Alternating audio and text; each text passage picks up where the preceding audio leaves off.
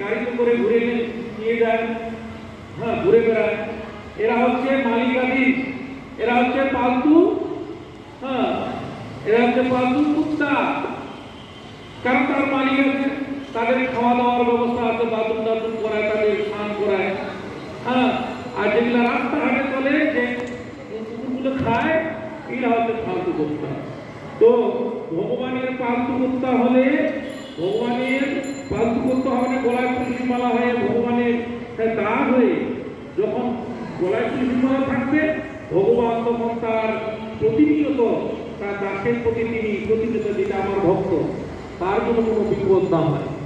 এই বিপদকে দূর করার জন্য ভগবান প্রতিটা জীবকে জানার জন্যই এই গৌড়ীয় মঠে, হ্যাঁ সাধুরা প্রতিনিয়ত ঘরের দরজায় বাড়ি দিয়ে বলে, উঠরে উঠরে ভাই, আর তো সময় নয়, উঠে ভজে লও কৃষ্ণ নাম। জীব মোহন নিদ্রাগত, জাগাতে বৈকুণ্ঠ দূত।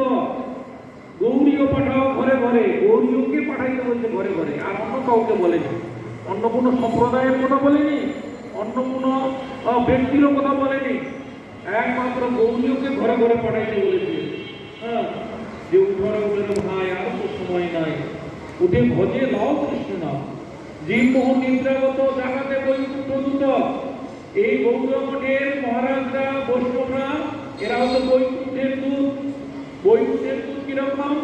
যারা বৈকুণ্ঠে থাকেন, যারা ভগবানের বৈকুণ্ঠের ভক্ত, তাদের শরীরটা নির্মন্ন, চারটা হাত, শঙ্খ চক্র গদা পদ্ম, এই জন্য বৈকুণ্ঠের দূত বলা হয়। তারা এই মনুষ্য কুলে জন্মগ্রহণ করে, তারা বৈষ্ণব ধর্ম অবলম্বন করে, গলায় তুলসী মালা, মাথায় টিকি রেখে তারা হরিনাম সংকীর্তন করে, ভাগবতীয় কথা তারা দাঁড়ে দাঁড়ে তারা উত্তোলন করছেন, নাম সংকীর্তন, ভাগবত কথা। এরা হচ্ছে বৈকুণ্ঠের দূত।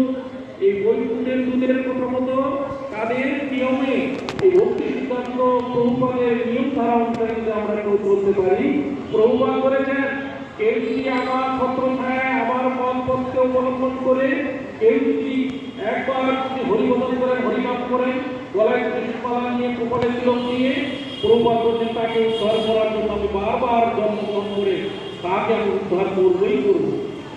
দেখুন, প্রভুপাদের মতো জগৎগুরু ভক্তি সিদ্ধান্ত সরস্বতী গোস্বামী ঠাকুর ছিল প্রভুপাদ, তিনি নিজেই বলেছেন যে জগতের জীবকে উদ্ধার করার জন্য আমাকে বারবার যদি আসতে হয়, তবু আমি বারবার জন্মগ্রহণ করে আসবো। এরকম কেউ বলবে না, কোনো গুরু বলবে না। জগতের গুরু যত রয়েছে সব বঞ্চনাদায়ক গুরু। কিরকম গুরু বঞ্চনাদায়ক? শুনুন, শিষ্যের দুঃখ কষ্টকে দূর করার জন্য তাকে বলা হয় গুরু, কিন্তু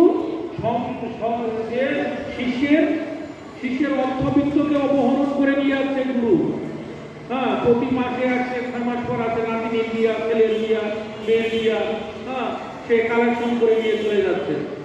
আর শিষ্য যে দুঃখ কষ্ট করে রয়েছে, শিষ্যকে উদ্ধার করার জন্য তার কোনো চিন্তাধারা নেই, তার নিজের সংসার নিয়েই ব্যস্ত। এই জন্য যে দুর্লভ সদ্গুরু দেবী, যে একমাত্র শিষ্যকে যে প্রতিনিয়ত উদ্ধার করেন, বিপদ থেকে তাকে বাঁচিয়ে নেন, এটা হচ্ছে প্রকৃত গুরুর লক্ষণ। এই যে শাস্ত্রে অনেক গুরুর মহিমার কথা বলেছেন, তার মধ্যে একমাত্র সর্বোৎকৃষ্ট পরমেশ্বর ভগবানকে পায়ে দিতে পারে একমাত্র জগৎগুরু ভক্তি সিদ্ধান্ত সরস্বতী গোস্বামী ঠাকুর প্রভুপাদ। একদিন ছিল প্রভুপাদের একজন শিষ্য ভক্ত ছিল, সেই ভক্ত উড়িষ্যাতে তার পাঞ্জাবে তার বাড়ি ছিল। তিনি গৃহস্থ ভক্ত হয়ে হঠাৎ করে তিনি মায়াপুরে গিয়ে প্রভুপাদের কাছে হরিনাম গ্রহণ করেন। তিনি অনেকদিন যাবত নিরামিষ খাচ্ছিলেন। প্রভুপাদের কাছে গিয়ে বলছেন যে আমি 3-4 বছর যাবত নিরামিষ খাচ্ছি, প্রভুপাদ আমাকে যদি আপনি হরিনাম দেন তাহলে আমি একটু হরিনাম করতে পারি। আপনার হরি কথা আমি 3-4 দিন যাবত শুনলাম, আমার এত ভালো লেগেছে, হ্যাঁ, আপনি যদি আমাকে কৃপা করে হরিনাম দেন তাহলে আমি একটু হরিনাম করতে পারি। প্রভুপাদ তাকে হরিনাম দিয়েছেন, কষ্ট মানুষ, অর্ধেক বয়স হয়ে গেছে।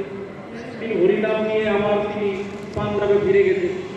পাঞ্জাবে যখন ফিরে গিয়েছিলেন, পাঞ্জাবে যাওয়ার পরে তার কয়েকদিন পরে তার মৃত্যুর ডাক চলে আসে, তিনি মারা যায়।